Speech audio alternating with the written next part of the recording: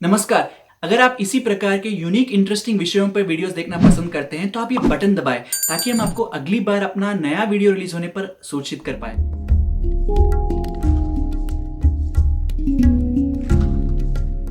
जय श्री राम। हम सभी को भगवत गीता या अर्जुन गीता के बारे में पता है।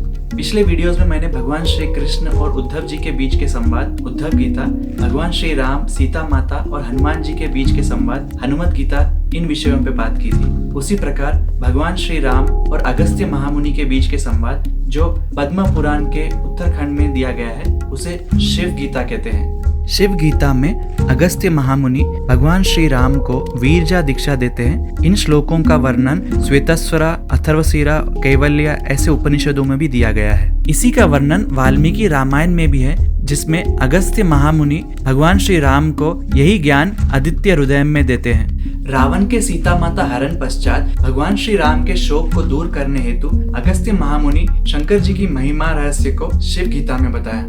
दंडकारण्य वन में शंकर भगवान ने पहली बार श्री राम प्रभु को शिव गीता का ज्ञान दिया था। तत्पश्चात शंकर जी के पुत्र स्कंद यानी सुब्रमण्यम स्वामी जी ने यही ज्ञान सनत कुमार को दिया था और यही दीक्षा फिर सनत कुमार जी ने व्यास जी को और व्यास जी ने सुता महर्षि को दी थी।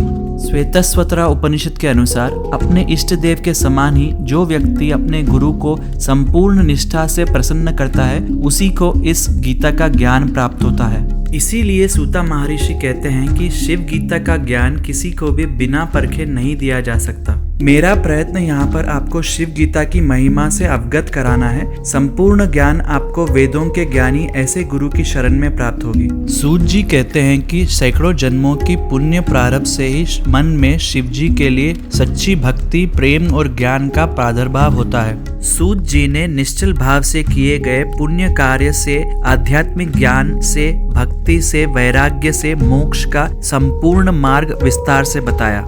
दंडकारण्य वन में सीता माता के विलाप में जब श्री राम प्रभु अत्यंत शोक में थे और अपने प्राण त्याग देना चाहते थे, ऐसी स्थिति में वे अगस्त्य महामुनि की शरण में गए। महर्षि राघव का शोक दूर करने हेतु उन्हें प्रकृति, माया, पंच महाभूतों से बना स्थूल शरीर, सूक्ष्म शरीर, अंतःकरण चतुष्टय, मन, बुद्धि, चित्त, अहंकार ऐसे अन्य विषयों का ज्ञान दिया। श्री राम जी बोले, ए प्रभु, मेरा जन्म मनुष्य शरीर में प्रारब्धों के अधीन है। एक क्षत्रिय होकर मैं अपनी विवाहित पत्नी का रावण द्वारा अपहरण कैसे क्षमा कर दूं? मैं अत्यंत क्रोधित हूँ। मुझे रावण के विनाश करने का मार्ग बताएं। तब अगस्त्य मुनि ने रावण की बल, बुद्धि, कीर्ति, इंद्रजीत, विभीषण, कुंभकर्ण, लंका के अन्य महारथियों का राम जी को परिचय दिया। श्री राम जी पूछे, समुद्र के उस पार लंका जा आता ही रावण को कैसे परास्त किया जाए, इसका मार्ग बताएं। तब अगस्त्य जी पशुपति शिव जी से महापशुपत्र अस्त्र ग्रहण करने के लिए वीरजा आगम का राम जी को ज्ञान दिया। श्री राम भक्त यहाँ शायद सोचे कि भगवान राम तो स्वयं भगवत अवतार है, पुरुषोत्तम है, तो फिर उन्हें क्यों रावण वध के लिए शिव जी की उपासना करनी पड़ी? मनुष्य अवतार में राम जी प्रकृति के अधीन है, पंच महाभूतों के अधीन है। सर्वसंपन्न होते हुए भी उन्हें माया से रची इस सृष्टि के नियमों का पालन करना पड़ा। महाबली रावण परम ज्ञानी था, वेदों का ज्ञाता था। उसने ब्रह्मा जी और शिव जी की उपासना कर अनेकों वरदान प्राप्त किए थे। इन्हीं वरदानों के फलस्वरूप रावण ने कई देवताओं को परास्त कर अपने अधीन कर लिया था। रावण की मृत्यु सिर्फ मनुष्य या वानरों के हाथों से ही संभव थी। ऐसे में श्री राम जी भगवान शंकर के दिए हुए वरदान को खंडित कर रावण वध नहीं कर सकते थे। उन्हें शंकर जी की उपासना कर उनसे प्रसन्न कर महापशुपात अस्त्र ग्रहण करना था। रावण ने प्रकृति के नियमों को पालन करते हुए घोर तपस्या कर भगवान शंकर से वरदान प्राप्त किए थे। ऐसे में श्री राम प्रभु जो सृष्टि के पालन करता विष्णु जी के अवतार है, कैसे शंकर भगवान के दिए हुए इन वरदानों का तिरस्कार कर सकते थे? उन्हें भी प्रकृति के नियमों को पालन कर भगवान शंकर की तपस्या कर उनसे वरदान प्राप्त करना होगा। जैसी घोर तपस्या रावण ने की, वैसी ही मनुष्य रूप में प्रभु श्री राम को करनी होगी, तभी वे प्रकृति के नियमों के अनुकूल रावण वध कर पाएंगे। महर्षि अगस्त्य से दीक्षा प्राप्त कर प्रभु श्री राम शंकर जी के 1000 नामों का दिन रात जप और ध्यान किया। पहले महीने केवल फलों पर, दूसरे महीने पत्तियों पर, तीसरे महीने जल पर, चौथे महीने केवल वायु पर, ऐसे 4 महीने कड़ी तपस्या की। एक क्षत्रिय जिसकी विवाहित पत्नी से जो अत्यंत प्रेम करता हो, उसका अपहरण होने पर उसके मन में जो ज्वाला प्रतिशोध की हो, ऐसे व्यक्ति को 4 महीने तक एकाग्र होकर ध्यान और जप करना पड़े तो कितना कठिन होगा। अपनी लीला में प्रभु हमें भावनाओं पे विजय प्राप्त करना सिखा रहे हैं। तत्पश्चात श्री राम जी की भक्ति से प्रसन्न हो शंकर जी उन्हें दर्शन दिए। अगर याचक राम जी जैसा हो तो शंकर जी को भी दिव्य दर्शन देने होंगे। वे अपने संपूर्ण दरबार, जिसमें पार्वती माता, सभी देवी देवता, नाग, गंधर्व, किन्नर आदि सभी के साथ उन्होंने दर्शन दिए। महापशुपत अस्त्र की विद्या देते हुए शंकर जी ने बताया कि ये अस्त्र अत्यंत विनाशकारी है, इससे संपूर्ण ब्रह्मांड का विनाश हो सकता है। शंकर जी ने उपदेश दिया कि युद्ध में किसी भी अस्त्र का प्रयोग अपने प्रतिद्वंदी की क्षमता के अनुकूल ही करना चाहिए। इससे हमें ये सीख मिलती है कि अपने जीवन युद्ध में अपने प्रतिद्वंदियों पर भी हम उनकी क्षमता अनुसार ही अपनी बल बुद्धि का प्रयोग करें। शस्त्र विद्या प्राप्त कर श्री राम जी के मन में जिज्ञासा उठी और उन्होंने इन विषयों पर शंकर जी से ज्ञान प्राप्त करने का अनुग्रह किया।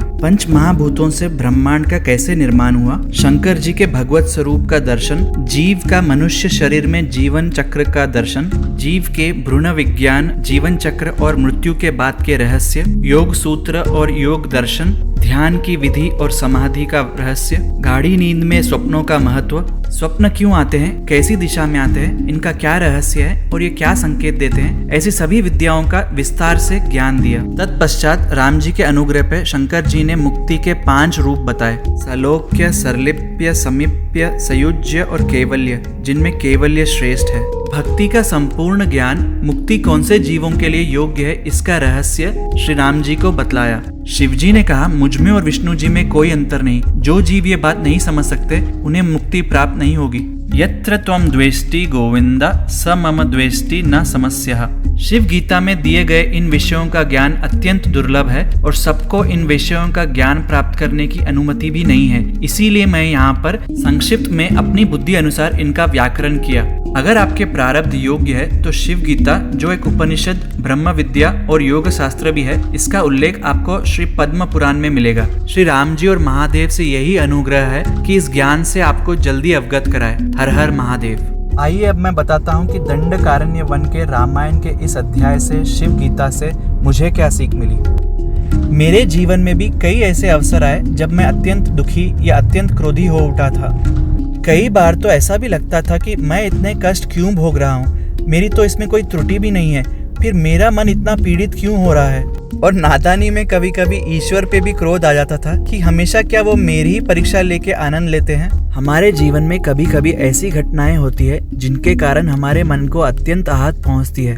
किसी को निश्चल भाव से प्रेम किया, फिर भी उनके कारण मन को पीड़ा हुई। किसी प्रयोजन के लिए अत्यंत श्रम किया, फिर भी वो असफल हो गया। शरीर में कोई बीमारी, घर परिवार मित्रों में किसी का निधन, ऐसे ही कारणों से कभी मन व्याकुल हो जाता है और ईश्वर के न्याय की ओर देखता है। ऐसे ही समय शिव गीता और मर्यादा पुरुषोत्तम भगवान श्री राम के त्याग, तपस्या और कष्टों का मुझे ध्यान करना होगा। अगर स्वयं करुणा निधान प्रभु श्री राम को मनुष्य जीवन में प्रारब्ध और प्रकृति के अधीन रहना पड़ा, तो मेरे कई जीवनों में अर्जित किए हुए प्रारब्ध और इस जीवन के कर्म फल से मैं कैसे वंचित रह सकता हूँ। तो इन प्रारब्ध और कर्म के पीड़ा फल का इस जीवन में क्या उपाय है। जैसे श्री राम प्रभु को शिव गीता और अगस्त्य महामुनि का सानिध्य प्राप्त हुआ, वेद, पुराणिक शास्त्र, सद्गुरु, इनकी शरण में हमारा मार्ग सुखमय हो सकता है। मैं अपने आप को अत्यंत भाग्यशाली मानता हूँ कि मेरा जीवन सनातन धर्म व्यवस्था में हुआ, जिसके कारण मैं शिव गीता जैसी गीताओं का ज्ञान प्राप्त कर सकता हूँ। जय श्री राम।